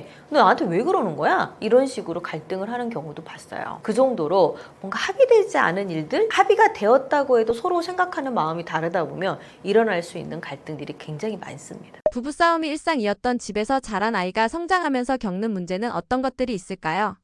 실제 부부 상담하면서 어려서의 양육 환경을 좀 들여다보면요. 부모가 싸우면서 자란 가정이 진짜 많습니다. 부부 싸움이 일상인 가정에서 자란 아이들은 눈에 보이지 않게 여러 가지 정서적 상처를 안고 살아가는 경우가 많죠. 이런 아이들이 겪는 대표적인 문제들은요. 불안정한 애착 형성입니다. 가정은 안전하지 않다라는 인식을 갖고 자라게 되죠. 대인관계에서 쉽게 불안하고 상처받으며 사랑에 대한 확신을 가지지 못하는 불안정한 애착이 형성될 수 있습니다. 그래서 자존감이 낮은 경우가 많아요. 부모들이 한 말이 아닌데도 아이들은 부모의 갈등이 자기 탓으로 돌리는 경우가 정말 많아요. 근데 이제 이런 문제들이 이제 부모들이 심한 경우에는 아이들에게 이런 말을 하는 경우들이 있어요. 너만 아니면 너희 아빠랑 살지 않았다 하면서 약간 자식의 탓으로 돌리는 경우들이 많죠. 요즘 부모들은 많지는 않기는 하지만 옛날 부모들은 이거 정말 많았거든요. 그래서 그런 부모 밑에서 자란 우리 부모가 또 아이를 낳았어. 이게 대물림 되는 형상들이 좀 있는 경우들을 많이 봤어요. 이런 아이들은요, 자라면서도 자신을 약간 낮게 평가하는 경우가 많습니다. 그러다 보면 감정을 잘 조절하는 능력들을 가지고 있지 못해요. 울어야 할 때, 화를 내야 할 때, 내 말을 할 수 있어야 될 때, 참아야 할 때, 이런 것들을 건강한 표현들을 하는 방식을 배우지 못한 경우가 너무 많아가지고요. 너무 참았다가 한꺼번에 화를 내니까 너무 큰 문제가 되기도 하고요. 자신의 생각을 잘 조리 있게 얘기하는 능력도 없기 때문에 표현하는 능력도 잘 안 되는 경우들이 굉장히 많고요. 즉 부모가 제공해주는 가정 환경은 아이들에게 큰 영향을 미치는 경우들이 많죠. 애착이 뭘까요? 우리 애착 하잖아요. 이 애착은 사랑의 자에 붙을 착이에요. 사랑이 잘 붙어있다. 그러면 사랑이 잘 붙어있는 관계인데 다른 말로 얘기하면 약간 믿음의 관계라고 해요. 신뢰 관계. 부모 자식 관계에서 애착이 잘 형성되어 있으려면 부부의 애착 관계가 잘 형성되어 있어야 되거든요.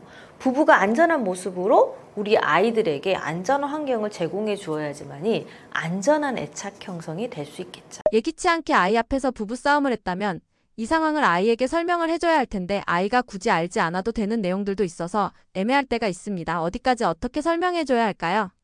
발달 수준에 따라서 성격에 따라서도 좀 다른데요. 설명을 필요한 아이에게 설명하지 않는다면 아이는 혼자 생각하고 판단하는 경우들이 굉장히 많아요. 그래서 혼자 상상을 하게 되거든요. 근데 좋은 상상을 하면 좋은데 이 부모의 갈등 상황을 좋게 긍정적으로 생각하기는 굉장히 어렵죠. 그래서 이런 친구들은 상세히 좀 설명을 해줄 필요가 있는데 연령대별로 차등을 두는 건 좋겠지만 본의 아니게 아이 앞에 싸웠다면은 첫째는 절대 부부싸움을 부정하지 않는 게 중요해요. 분명히 싸웠는데 아니야 아무 일도 없어 안 싸웠어 하면 애들은 스스로 자신의 느낌을 좀 이상하게 느껴지는 경우들이 있잖아요. 잘못된 느낌이라고 생각하게 돼요. 그래서 이런 상황을 두지 않는 것이 굉장히 중요하고, 두 번째는요, 절대 너 때문이 아니라는 걸 명확하게 얘기해 주는 게 좋아요. 부모가 갈등 상황에 대해서 아이의 탓이 아니라는 걸 설명해 주지 않으면 아이는 자기 탓으로 돌리는 경향이 굉장히 강하거든요. 또 셋째는 경제 문제. 아빠가 잘못했거나 엄마가 잘못했을 수 있잖아요. 이걸 구체적으로 설명하는 건 적절하지 않습니다. 부모는요, 아이에게는 그냥 지붕이거든요. 우주예요. 근데 이 지붕의 역할을 하는 부모가 서로를 비난하고 서로의 잘못을 알게 되면은 그건 좋은 방법이 아니죠. 부모가 싸울 수 있다는 것을 알려주고, 그렇게 큰 문제가 아니고 우리는 해결할 수 있고 너의 탓이 아니라는 것만 명확하게 알려주면 됩니다. 실제 그 부모들이 이런 경우가 있어요. 좀 극단적인 예시기는 한데,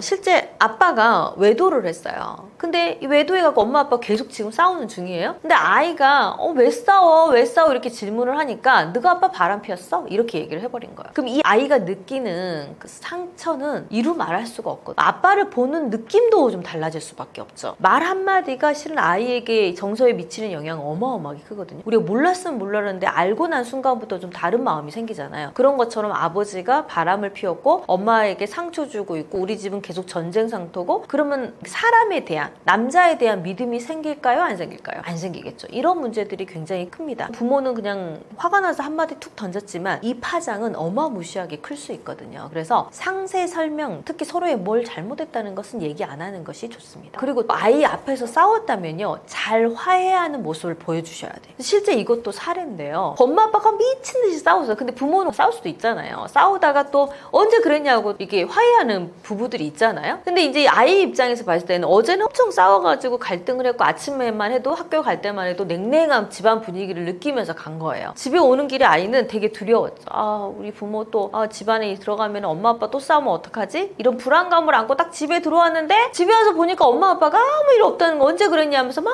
웃고 떠들고 있는 중이에요. 그럼 이 아이들은 부모에 대해서 약간 혼동되는 마음이 있죠. 아이에게 우리는 좀 싸우긴 했어 어제, 그때 정말 잘 화해했고 너에게 그렇게 불안감을 줘서 정말 미안해 라고 설명을 해줘야 되는데, 이 부모들은 좀 우리 부모는 원래 그래, 싸울 수도 있고 뭐 화해했어 이렇게 자기들끼리. 근데 얘는 전혀 설명을 못 들어. 그럼 저 부모는 좀, 부모가 좀 약간 정상적으로 보이지 않는 경우들이 있어요. 이런 게 쌓이다 보면요, 아이들은 부모님의 감정에 대해서 부정하는 마음이 들고요, 신뢰하는 마음이 자꾸 떨어지는 경우들이 있죠. 그래서 아이 앞에서 안 싸우는 게 제일 좋겠지만, 싸웠다면 그 싸움에 대해서는 너 때문은 아니지만 엄마 아빠가 생각이 달라서 갈등을 좀 했어 라고 설명해 주는 게 좋습니다. 근데 아이 앞에 안 싸웠다고 해도 아이가 있는 상황에서 공기가 안 좋잖아요. 우리가 싸우고 나면 분위기가 막 좋아요? 절대 그럴 리가 없잖아요. 근데 분위기가 묘 안 좋은데 엄마 아빠가 엄마 뭐 무슨 일 있어? 엄마 뭐 화났어? 이렇게 물어봐도 아니야, 그런 거 없어, 그런 거 없어. 분위기는 안 좋은 그런 게 없다고 하면 얘는 계속 유치해야 되는 상황이 생기잖아요. 실은 엄마하고 아빠하고 어제 조금 다퉜는데 며칠 좀 생각해보고 풀려고 해. 너는 네 일은 아니니까 신경 안 쓰는 게 좋겠어. 그치만 이런 공기를 느끼게 해줘서 정말 미안하게 생각해. 이렇게 설명해 주는 게 되게 중요하지. 부모와 자식의 대화법에 정답이 있는 걸까요? 꼭 해야 할 말과 하지 말아야 할 대화에는 어떤 것들이 있을까요? 부모와 자식 관계에서 대화법은요, 단순히 말의 기술은 아닙니다. 아이의 자존감과 인간관계의 기초를 세우는 핵심이라고 볼 수 있죠. 그래서 꼭 해야 되는 말과 하지 않아야 되는 말들을 좀 알아가는 게 중요한데요. 꼭 해야 하는 말은 아이 존재 자체를 인정해주는 말이죠. 뭐뭐 해서 좋아가 아니라 그냥 너라서 좋아. 내가 내 아이여서 고맙고 행복해. 조건 없이 주는 사랑이 진짜 사랑이죠. 아이가 감정을 표현하려고 할 때 비난하거나 비판하거나 하지 않아야 돼요. 감정을 인정받는 것만큼 중요한 것은 없어요. 속상했구나, 그럴 수 있지. 마음을 인정해주는 말이 중요합니다. 안전한 말이죠. 엄마 아빠는 항상 너 편이야. 말로만 하는 것이 아니고 일상의 행동에서 자신의 든든한 편이 부모라는 것을 느끼게 해주는 것이 굉장히 중요합니다. 실제 부모들이 자식에게 알려주기 위해서 많은 설명들을 하죠. 뭐뭐 하니까 뭐뭐 했으니까 뭐뭐 뭐뭐 해가지고 이렇게 하는 게 좋아 라고 얘기를 하는데 이걸 한 번 했는데 얘가 안 들어. 그러면은 엄마가 뭐뭐 하니까 뭐뭐 하지 말라고 뭐뭐 하라 그랬잖아 라고 얘기하는 거, 약간 비판적인 것들이 자꾸 들어오기 시작하면, 어른들도 그렇잖아요. 여러분이 오늘 이 원장의 강의를 듣는다고 해서 갑자기 내일부터 좋은 언어를 사용할까요? 쉽지 않거든요. 사람이 익숙하게 하는 데까지 꽤 오랜 시간이 걸린다는 거예요. 하물며 아이들이 한 번에 알아먹고 제대로 할 일이 없다는 거예요. 엄마가 이거 똑바로 앉으라고 했잖아, 똑바로 놔두라고 했잖아, 그렇게 엄마 말을 안 듣니? 라면서 비판적인. 근데 이게 비판이 문제가 뭐냐면, 차라리 엄마가 하지 말라고 했잖아, 이거 진짜 나쁜 말인데 차라리 그게 나아요. 엄마 이거 하지 말라고 했잖아, 이건 이렇게 해야 된다고 얘기했잖아. 되게 친절하게 보이는 듯한데 비난하는 언어, 이게 더 나쁠 수 있거든요. 그래서 아이들에게는 그냥 느낌, 좋은 언어, 태도만 문제가 있는 게 아니고요, 그 안에 들어가 있는 워딩 자체에서 문제가 생기는 경우가 있어요. 친절하게 말하는 게 아니고 비난하지 않고 말할 수 있는 워딩을 바꾸는 것이 제일 중요합니다. 절대 하지 않아야 되는 말들이 있죠. 약간 존재 자체를 부정하는 말이라고 봅니다. 너 때문에 너무 힘들어, 내가 없었으면 저리 가, 이런 말은요 어른이 들어도 상처가 남기죠. 근데 하물며 부모가 자식에게 했을 때는 엄청나게 상처 남기게 되는 말들이거든요. 이런 거 절대 하지 않아야 되는데 그냥 굉장히 쉽게 부모들이 하는 경우들이 있어요. 저는 어느 정도까지 하라고 하냐면요, 우리 애기들이 3살은 좀 너무 어리고 4살, 5살 정도가 되잖아요. 그러면은 아이들이 놀다가도 엄마가 설거지를 하고 있어, 아이들이 뒤에서 놀고 있어. 그럼 애들은요 놀다가도 갑자기 엄마를 부릅니다. 갑자기 아빠를 불러요. 엄마 이렇게 부르거든요. 돌아보면은 다 잘 놀고 있어요. 그런데 뭐 엄마 지금 설거지 하잖아, 뭐 하잖아 이러면서 아이들을 바라봐 주지 않거든요. 이 아이들은 확인하는 거거든요. 엄마가 나를 지켜보고 있는지, 엄마 나를 보호해주고 있는지. 이럴 때는 설거지 좀 늦게 한다고 큰일 나는 거 아니잖아요. 좀 내려놓고 와가지고 아이의 눈을 보면서 얘기해 주는 게 되게 중요하죠. 왜? 무슨 일인데? 어떤 게 궁금해? 이렇게 얘기해 주면 좋은데, 엄마들은 엄마 지금 설거지 하는 중이잖아, 금방 간다니까, 이렇게 얘기하면서 눈을 마주보지 않거나 아이의 말들에 대해서 바로바로 즉각 대응을 못 해줬을 때 아이들이 조금 불안감을 느끼는 경우도 많습니다. 그리고 앉아갖고 부르는 것뿐만이 아니고 막 아이가 다가와가지고 엄마 옷자락을 잡아당기면서 엄마 나 좀 봐, 나 좀 봐, 엄마 지금 설거지 하잖아, 조금만 있다고 한다니까, 약간 이런 식으로 한다고 해도 뭔가 부모를 불렀을 때 부모가 적극적으로 이 아이한테 대응해 주는 거, 이런 것들은 굉장히 중요한 거라고 봐요. 그리고 또 하지 않아야 되는 거는 비교하는 말입니다. 비교하는 말은 우리도 듣기 힘들잖아요. 어른도 듣기가 힘든 게인데 애들은 더 힘들죠. 특히 약간 동생이나 형하고 비교하는 말이나 이런 말들은 정말 최악의 언어라고 볼 수 있고요. 옆집 아이와 비교하는 경우도 굉장히 많아요. 그러면 다른 아이하고 비교를 하게 되면 이 아이는 자존감이 굉장히 낮아질 수밖에 없고, 부모와의 관계에서 당연히 신뢰를 잃어버릴 수밖에 없죠. 신뢰를 잃어버리는 아이들은 타인과의 관계에서 사람을 믿지 못하는 문제도 굉장히 생길 수가 있습니다. 3번째는요, 조건부 사랑이나 협박하는 말입니다. 진짜 이게 생각보다 굉장히 많이 하세요. 아이들 키우면서. 저도 이런 걸 잘 몰랐을 때는 했던 것 같기는 해요. 뭐 남의 얘기하는 게 아니고 저도 그랬던 것 같기는 합니다. 근데 뭐뭐 하면 사랑해줄게, 뭐뭐 하면 뭐 해줄게, 약간 조건을 자꾸 내걸면서 대화하는 것은 좋지 않다. 엄마 말 잘 들어야 착한 아이지, 이런 말도 굉장히 좋지 않죠? 그리고 어릴 때는 이 말 진짜 많이 하시는 분들 많아요. 너 이렇게 말 안 들으면 안 키울 거야? 너 그렇게 말 안 들으면 고아원 갖다 버릴 거야? 이런 말들은 절대 안 해야 되는 말인데 의외로 부모들이 하는 경우들이 있죠. 아이들을 미워해서라기보다는 그 순간 이 아이가 말을 잘 들었으면 좋겠다라는, 엄마도 어찌 보면 엄마 아빠도 다 힘들어서 하는 말인데 아이들은 그 한마디의 말이 가슴에 콕 박혀가지고 인생을 살아갈 때 되게 불안하게 느껴지는 경향이 많이 있습니다. 완벽한 부모는 없어요. 저도 마찬가지고요. 부모도 부모가 처음이죠. 그래서 어떻게 가야 될지, 어떤 걸 잘하고 있는지, 잘했는지 잘 헤매이는 경우들이 굉장히 많아요. 하지만 어떤 길로 아이를 이끌어야 하는지 방향은 있습니다. 그 근본은 아이의 자존감을 키워주는 일이라고 생각합니다. 부부가 싸우는 이유는요, 서로 어떻게 살아야 되는지, 어떻게 관계해야 되는지 배우지 못해서입니다. 운전을 잘하기 위해서는 교통법규를 배우고 운전 연습을 통해서 실력을 향상해 가야 되잖아요. 근데 멈춰야 되는 신호와 나아가야 되는 신호, 타이밍을 잘 맞추는 게 되게 중요하다고 봐요. 근데 실은 부부관계는 그게 잘 안 되어 있는 경우들이 많습니다. 결혼은 두 사람이 한 배를 타고 함께 바다를 항해하는 것과 같아요. 같은 곳을 바라보고 서로 힘들 때 조종키를 좀 나눠서 갈 수 있어야지만이 결혼이 안전해질 수 있거든요. 하지만 우리는 관계하는 방법을 잘 배우지를 못했죠. 사랑하는 마음이 있으니 막연히 잘 살 거야 라는 기대가 실망이 되는 순간 좌절하게 되고 인생이 약간 망한 느낌이 들기도 합니다. 그 안에서 자라는 우리 아이들은 고통받게 되는 경우가 정말 많아요. 사랑하는 사람과 결혼해서 싸우는 이유는요, 사랑하지 않아서가 아닙니다. 결혼 후 사랑하는 방법을 모르기 때문이라고 봐요. 이런 분들이 이 책을 좀 봤으면 좋겠습니다. 결혼을 준비하는 예비 부부에게 너무 도움이 될 거라고 생각하고요. 자주 싸우지만 도대체 쟤랑 왜 싸우는지 모르겠다 이런 마음이 드는 분들, 우리 시어머니와 아내 사이에서 중재하는 방법을 모르는 남편들, 남편이 왜 이렇게 내 편이 아닌데 어떻게 내 편을 되게 하지? 궁금한 분들, 또 아이를 잘 키우고 싶지만 방법을 몰라서 헤매는 부모들, 부부로서 일어나는 가정 안에서 많은 문제들을 해결하기 위해서 이 책에 담아놨기 때문에 한 번쯤 읽어보셔서 여러분의 가정이 조금 더 안전해질 수 있으면 좋겠어요. 가정에서 일어날 수 있는 많은 갈등을 현명하게 해결할 수 있는 방법을 적어 놓았습니다. 부부 관계 수업은요, 여러분의 결혼 생활에 등대가 되어줄 수 있을 거라고 생각합니다. 하지만 꼭 기억하세요. 지식이 지혜가 되기 위해서는요, 실천이 꼭 필요하다는 거 잊지 않으셨으면 좋겠습니다.